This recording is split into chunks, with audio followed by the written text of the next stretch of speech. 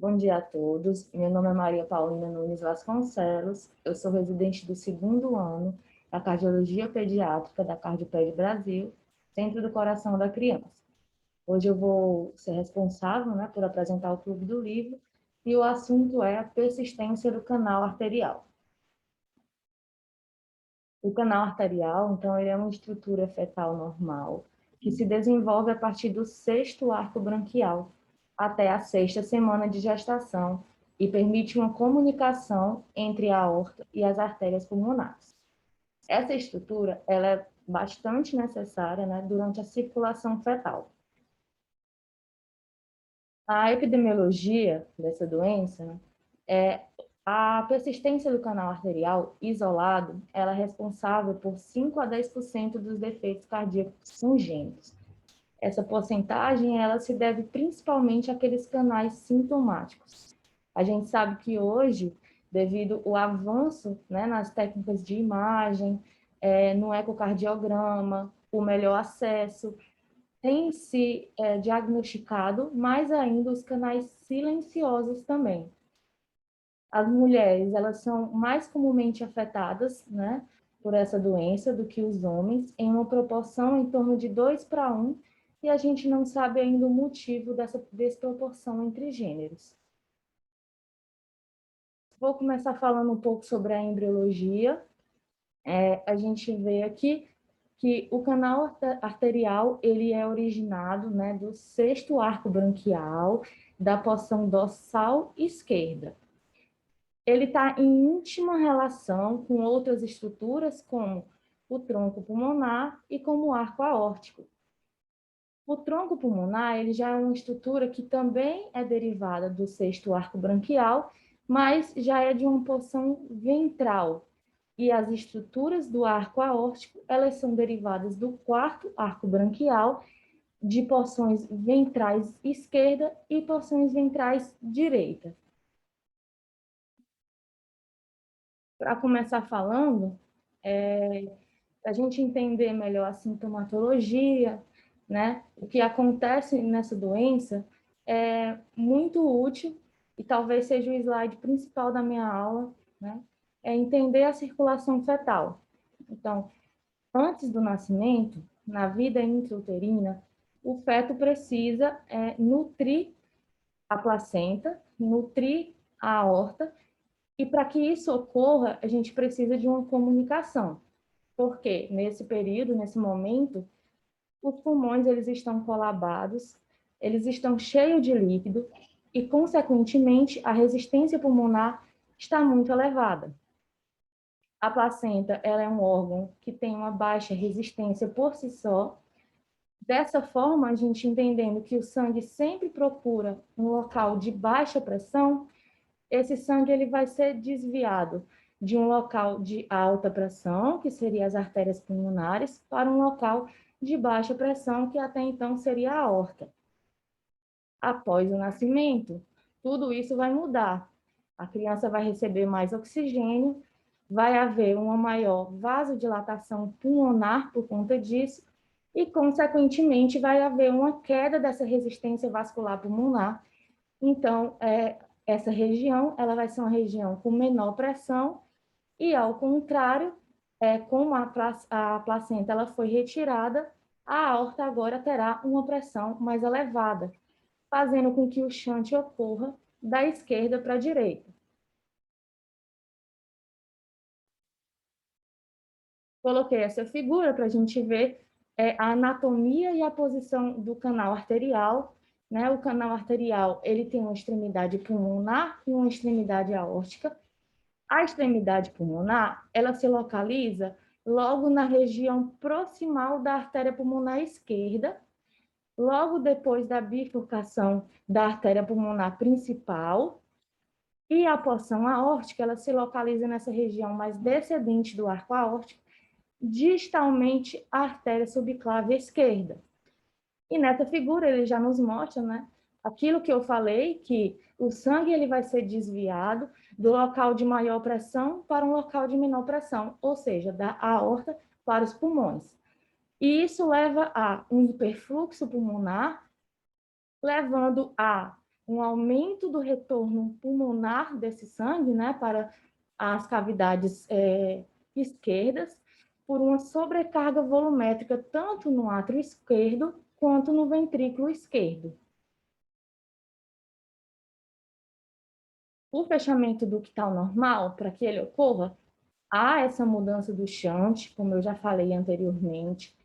Também há um fechamento funcional do canal, e esse fechamento funcional, ele ocorre nas primeiras 24 a 72 horas de vida. Já o fechamento efetivo, ele demora cerca de 2 semanas para que isso ocorra. Essa constricção, ela vai se iniciar sempre da extremidade pulmonar e ela vai progredir em direção à extremidade aórtica. Então, para que haja o fechamento efetivo, primeiro tem que haver o fechamento funcional, através de uma vasoconstricção. Essa vasoconstricção, ela vai levar a uma hipoxemia das células, e essa hipoxemia das células leva à fibrose e necrose, formando, então, o ligamento arterial, que é uma estrutura que vai ficar no local do canal arterial.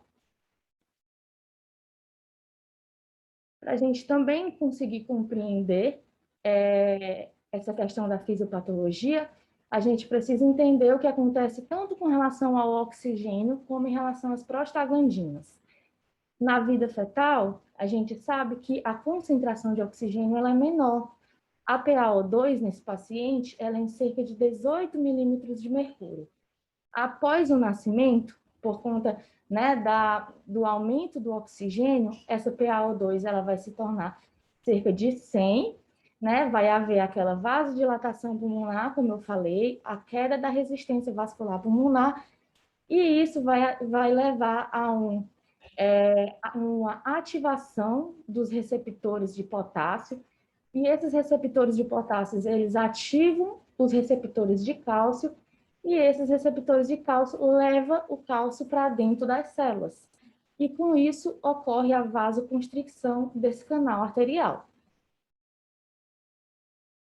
Também temos as prostaglandinas, né, que são compostos semelhantes a hormônios sintetizados a partir do ácido araquidônico pela enzima ciclooxigenase dentro das paredes do canal arterial. Então, elas são sintetizadas dentro das paredes do canal, mas elas também são sintetizadas na placenta. E ela vai atuar relaxando a musculatura lisa desse canal, levando a uma vasodilatação. Entretanto, após o nascimento, como há uma retirada da placenta, os níveis de prostaglandinas vão cair, e com isso também vai levar a uma vasoconstricção. Eu coloquei também esse slide para tentar mostrar, né, o motivo, por que acontece esse QPQS tão elevado nos pacientes com canal arterial persistente. Se a gente levar em conta um canal, né, um canal de grande calibre, a gente assume que as pressões, tanto no leito pulmonar quanto aórtico, elas vão ser bem semelhantes, né? E a gente sabe que pressão é fluxo vezes resistência. Se a gente jogar na fórmula e a gente tentar descobrir o QPQS através dessa fórmula, a gente coloca todos os fluxos para um lado e todas as resistências para outro. Após o nascimento, o que acontece? A resistência pulmonar ela vai ser 25% a menos do que a resistência pulmonar. Então, a resistência sistêmica ela é 1/4 da resistência pulmonar. Se a gente for colocar aqui na forma, a gente vê que o QPQS, né, nesses canais grandes, eles vão ser 4/1, ou seja, o fluxo que vai para o pulmão, ele é 4 vezes maior do que o fluxo que vai para o sistêmico. E aí a gente vai ter todas aquelas alterações que a gente já conhece, um aumento das câmaras esquerdas, um aumento da vasculatura pulmonar, né, com uma congestão pulmonar importante, que a gente consegue perceber aqui nessa figura. E na prematuridade, né, o que acontece nesses pacientes? O prematuro por si só, por conta da imaturidade pulmonar que eles têm, eles vão ter um nível de PaO2 mais baixo. Além disso, eles têm uma baixa responsividade ao oxigênio e, por conta dessa baixa responsividade, os canais de cálcio eles não conseguem ser ativados para fazer aquele influxo, né, de cálcio para dentro da célula.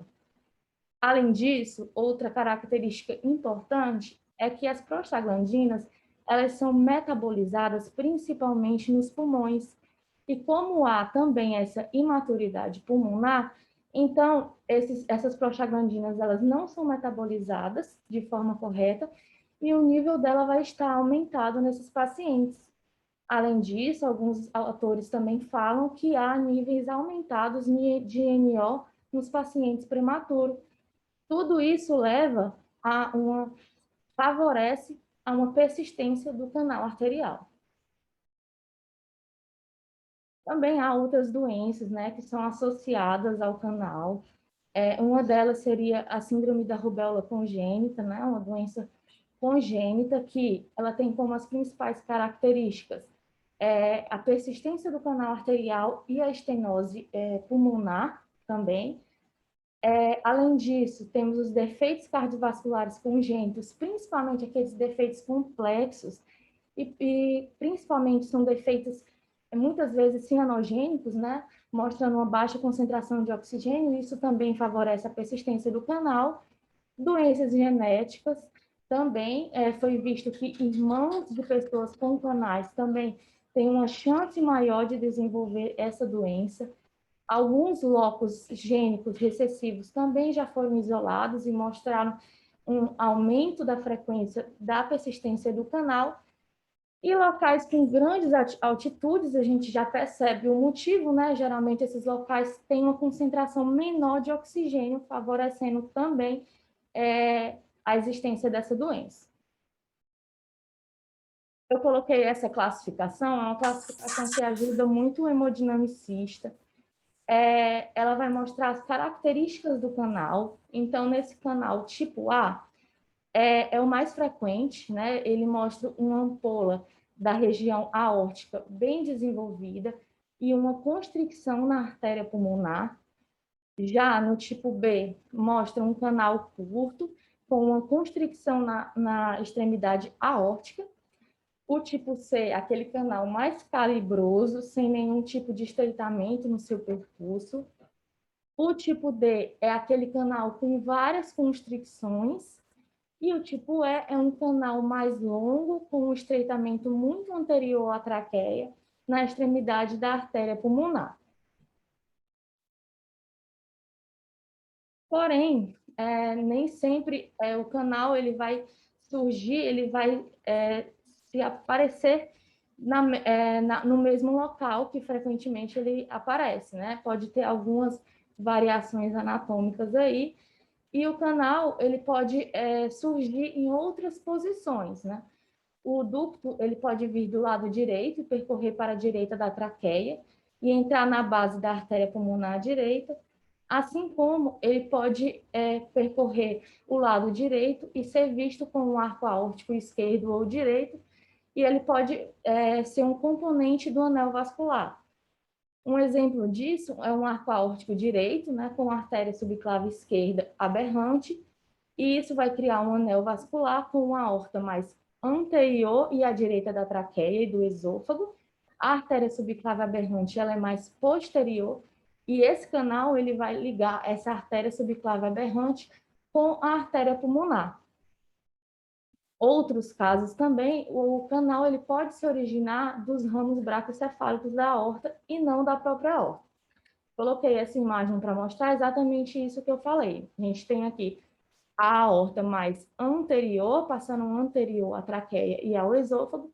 Aqui a gente tem a artéria subclave esquerda aberrante e o canal comunicando essa artéria subclave esquerda aberrante ao tronco da pulmonar. As manifestações clínicas, ela vai ser dividida em canais pequenos, moderados e grandes. Os canais pequenos são aqueles que têm um QPQS menor que 1,5 a 1. Geralmente, esses pacientes, eles são assintomáticos. O canal ele é detectado por outras condições. O paciente vai fazer um eco por uma outra condição e acaba descobrindo o canal arterial. O sopro sistólico ou contínuo, ele pode ser auscultado, mas ele não é tão audível, e a endoarterite, ela é incomum. Naqueles pacientes com QPQS entre 1,5 e 2,2, eles já começam a mostrar aí algum acometimento cardíaco, né? O paciente vai ter intolerância ao exercício, aumento de câmaras esquerdas, um sopro contínuo mais audível, com ampla pressão de pulso, assim como sinais de sobrecarga de volume do ventrículo esquerdo. Naqueles canais muito grandes, eles podem levar a alterações vasculares irreversíveis, pode também levar a uma redução do sopro contínuo e um componente pulmonar de S2 aumentado, que seria por conta da HP, e sinais importantes de insuficiência cardíaca congestiva. Porém, esse canal ele depende também de muitos fatores, né? Ele depende da idade do paciente, ele depende do tamanho do canal e depende também da resistência vascular pulmonar.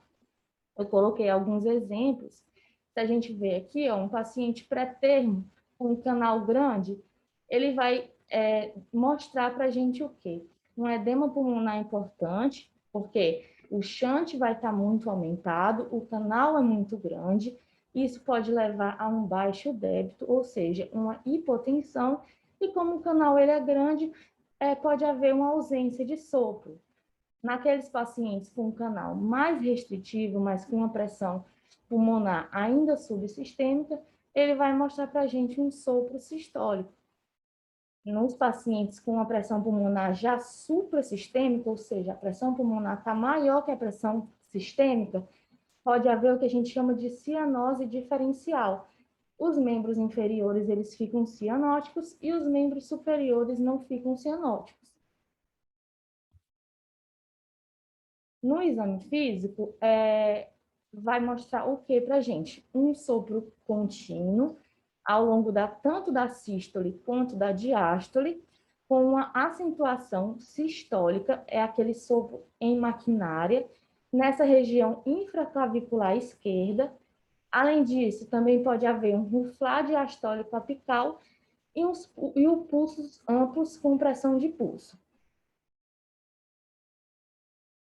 Na radiografia de tórax, a maioria vai estar normal.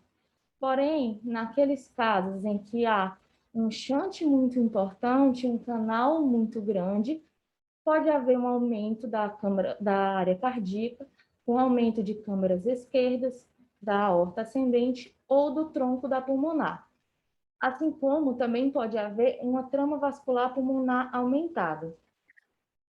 Esse exemplo ele mostra isso, né? Um tronco da pulmonar dilatado, uma aorta também mais dilatada, uma congestão da trama vascular pulmonar também.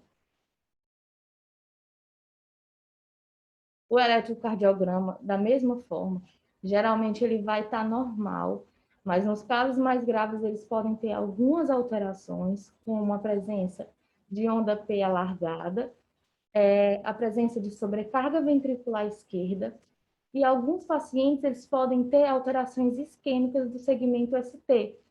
Por quê? Porque quando o shunt ele é muito importante, pode haver o que a gente fala de roubo da artéria coronária, pode haver um roubo de fluxo da coronária.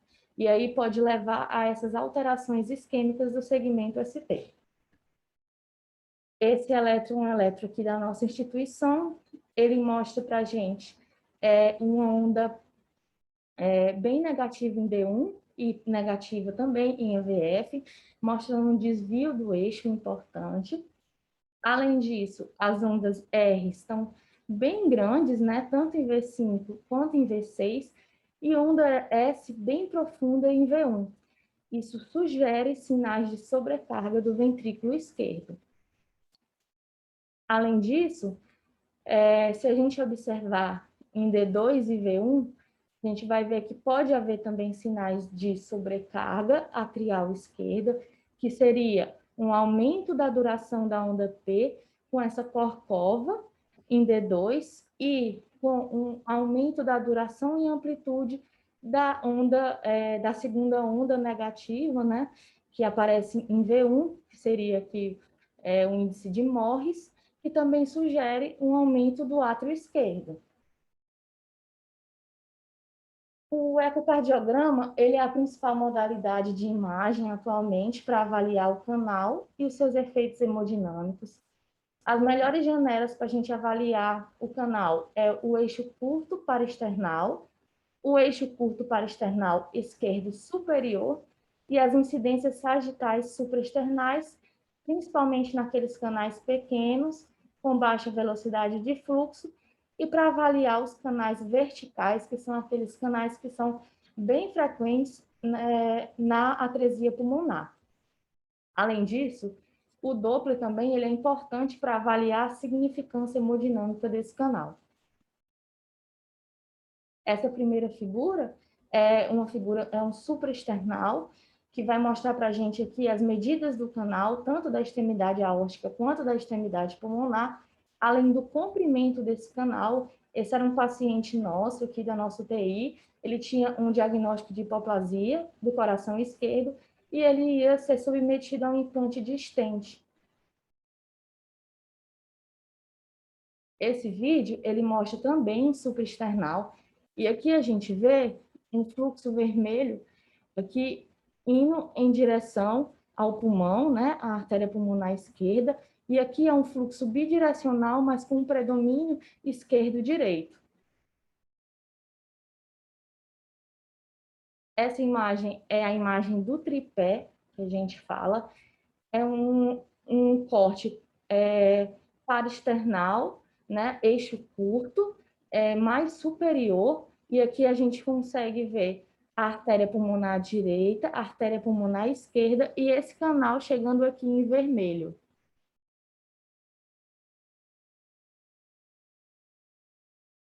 Esse vídeo também ele mostra um parasternal, também eixo curto, mas ele já é mais baixo, mostrando também o canal bem alongado em vermelho aqui, com um fluxo esquerdo-direito, principalmente.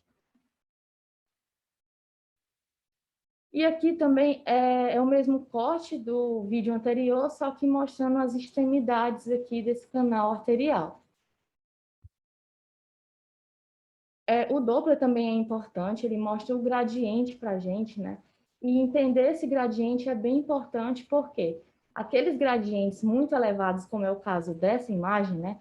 É um gradiente de 83, a gente percebe, então, que significa que a pressão no leito pulmonar ele ainda encontra-se baixo, e isso leva a um gradiente aumentado, né? Isso mostra que a pressão pulmonar ainda está baixa e que isso, talvez seja uma boa indicação cirúrgica, por exemplo. Aqui seriam 4 câmaras, mostrando o aumento dessas câmaras esquerdas, né? Um átrio esquerdo bastante aumentado e um ventrículo esquerdo também bastante aumentado. Já esses outros exames, a ressonância magnética e a tomografia computadorizada, eles são usados raramente, principalmente quando o eco ele não consegue visualizar as estruturas, né, devido a alguma dificuldade de janela, ou então quando há outras anomalias que são associadas, que são suspeitadas, como a coarctação ou anéis vasculares. O cateterismo, né? Antigamente ele era usado, ele era a primeira linha, digamos assim, né, de exames que seriam utilizados para diagnóstico do canal. Atualmente, né, o ecocardiograma já ganhou grande espaço, é o exame mais utilizado, porém o cateterismo ele pode fornecer informações muito importantes. Ele fornece cálculos de volume do shunt, da resistência vascular pulmonar. Ele pode ser realizado também para definir o tamanho e a morfologia do canal através da angiografia, e ele também serve como tratamento para a colocação dos coils, né, dos dispositivos, ou então para a colocação de stent. Eu coloquei essas imagens e ela mostra aquela classificação que eu falei. Aqui é um canal tipo A, aquele canal que tem a ampola aórtica maior e um estreitamento na região pulmonar. um canal tipo C, que é aquele canal mais calibroso, sem estreitamentos. O tipo E, que é aquele canal, ele é mais longo, com estreitamento na região pulmonar, e aqui seria um exemplo de um canal mais tortuoso. Na história natural dessa doença, aqueles pacientes que não têm um acesso a um tratamento adequado, eles podem evoluir com insuficiência cardíaca congestiva, né? Levando todos aqueles sinais que a gente já falou, um ataque cardíaco, um ataque pneu, uma hepatomegalia, ou então também pode levar a uma doença vascular pulmonar, e muitas vezes até irreversível, que seria o Eisenmenger, e algumas complicações que são bastante importantes, bastante faladas, né, nos pacientes com canal, que seria a endoarterite. A endoarterite, ela tem um risco de 1% ao ano. Ela, devido à forte associação com persistência do canal, foi optado por fechar todos os canais audíveis para diminuir o risco dessa endoarterite, e ela acomete principalmente a extremidade pulmonar, visto que fisiologicamente essa extremidade ela já tem um estreitamento que é dela mesmo. Então, há um maior turbilhonamento de sangue e, por isso, um maior acometimento nessa extremidade. Além disso, também há uma complicação que não é tão frequente, mas é um aneurisma ductal, né, uma dilatação dessa região. Ela é associada com um alto risco de defeitos intracardíacos. Ela pode levar a um risco de trombos, rupturas ou dissecção, e ela geralmente ocorre após o fechamento cirúrgico ou percutâneo, ou então após uma endoarterite bacteriana prévia. Também há alguns diagnósticos diferenciais que a gente tem que sempre ter em mente, né? A malformação arteriovenosa seria uma delas, e essa malformação arteriovenosa, ela pode ocorrer em qualquer lugar do corpo, mas ela é mais frequente no cérebro, pulmão e fígado. Ela vai ter algumas características, sim, semelhantes ao canal, né? O sopro contínuo, o aumento de câmaras. Porém, algumas diferenças é que ela também leva a um aumento do retorno venoso sistêmico, então ela também leva a aumento de câmaras direitas, e o sopro dela é um sopro mais localizado no local anatômico dessa nave. As colaterais aortopulmonares, elas também levam a um quadro, um sopro, né, um sopro contínuo, um sopro que a gente consegue escutar também no dorso, mas esses pacientes, geralmente, eles são pacientes mais cianóticos, porque essas colaterais, elas tendem a aparecer em pacientes com hipofluxo pulmonar importante, e em alguns casos pode também haver muitas colaterais e talvez o paciente não ser tão cianótico, mas aí a gente vai fazer um ecocardiograma e vai tentar diferenciar. A janela aortopulmonar é uma outra doença também muito semelhante. Ela vai ocorrer por uma alteração na septação desse tronco arterial e ela vai levar uma comunicação bem ampla, né, da aorta com a artéria pulmonar.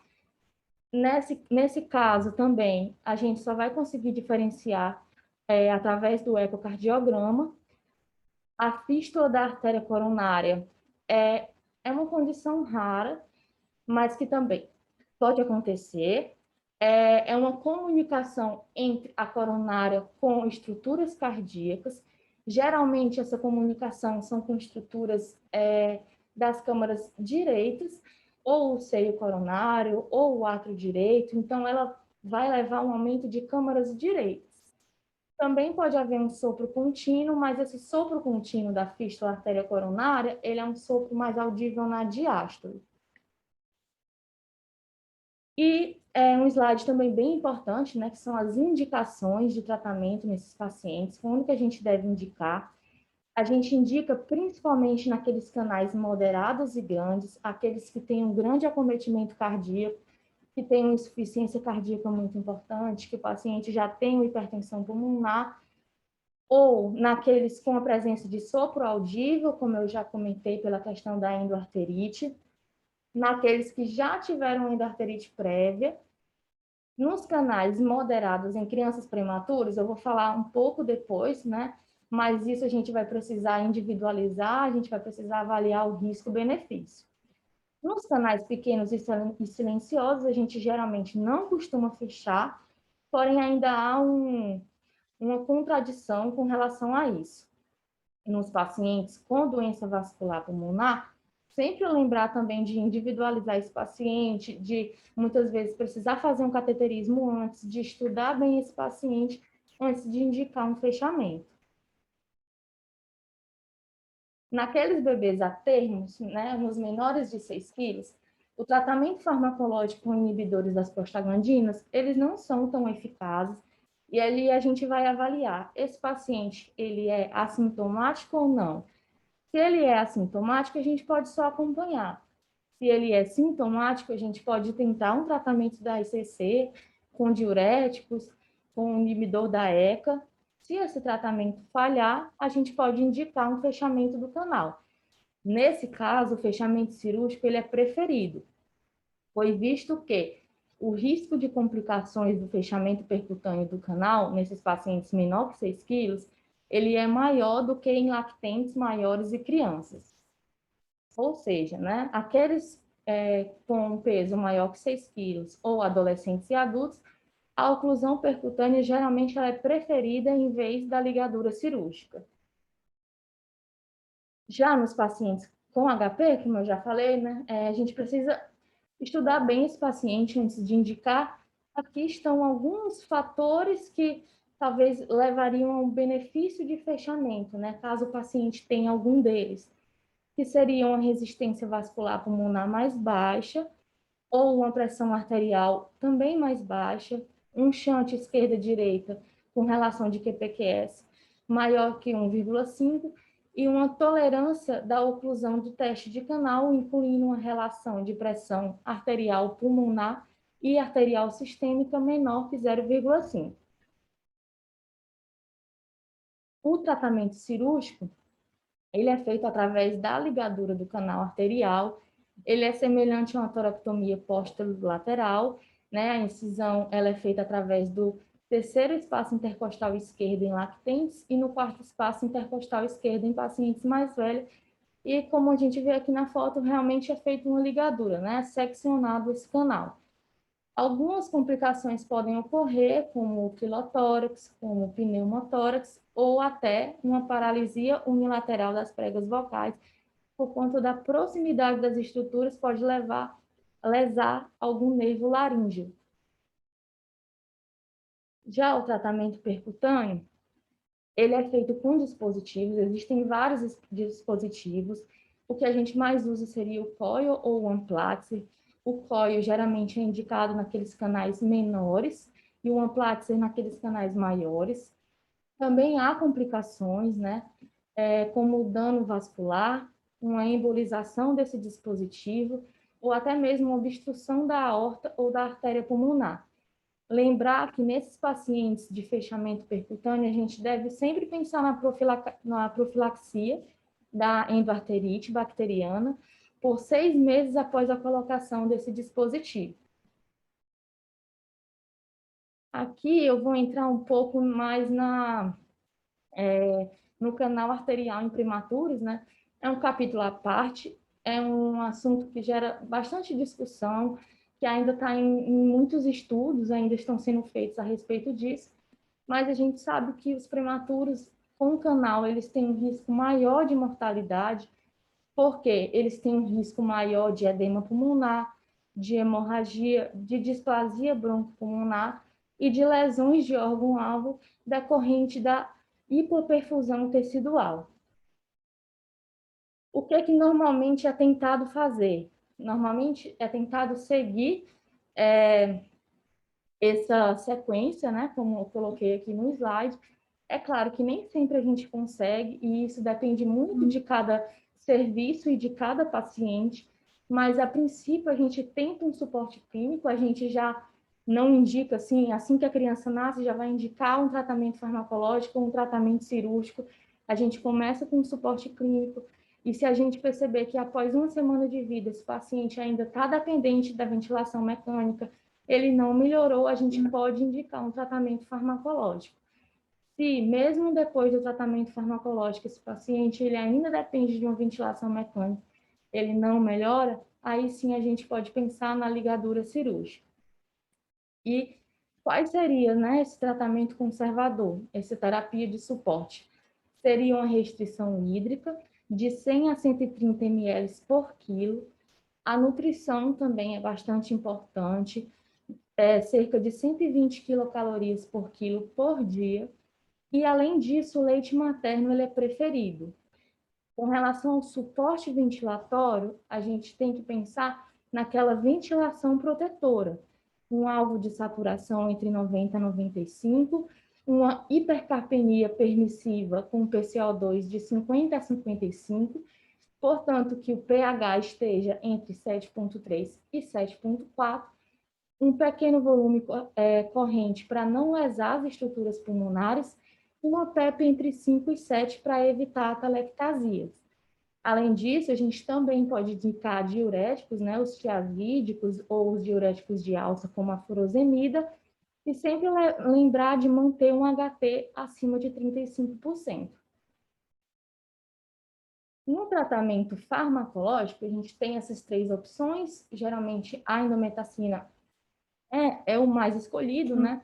Ele é bem utilizado, porém, há um risco elevado de enterocolite e de insuficiência renal. Além disso, também tem o ibuprofeno, que ele pode ser administrado tanto por via oral quanto por via endovenosa, além do acetaminofeno, que seria o paracetamol, que também pode ser utilizado. Lembrar que, após esse tratamento farmacológico, 24 horas a 48 horas após, a gente deve fazer um ecocardiograma para avaliar se o resultado foi satisfatório. Se esse resultado for insatisfatório, a gente pode tentar administrar um segundo inibidor da COX e novamente fazer um ecocardiograma posteriormente para ver como foi, se fechou, se não fechou. E se não tiver fechado, a gente indica a ligadura do canal. Mas, como eu falei, sempre individualizando o paciente e avaliando se esse paciente ele tem condições clínicas de ser submetido a uma cirurgia. Essas foram as referências que eu utilizei e obrigada a todos pela atenção.